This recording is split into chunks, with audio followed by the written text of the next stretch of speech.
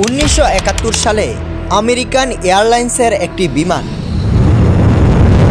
বিমানটি মাত্র মাটি থেকে আকাশের মধ্যে উঠেছিল।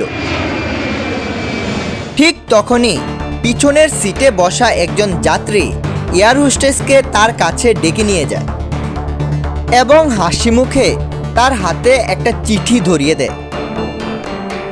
চিঠিটাতে এমন কয়েকটা শব্দ লেখা ছিল যেটা পুরা আমেরিকাকে নাড়িয়ে দেয়।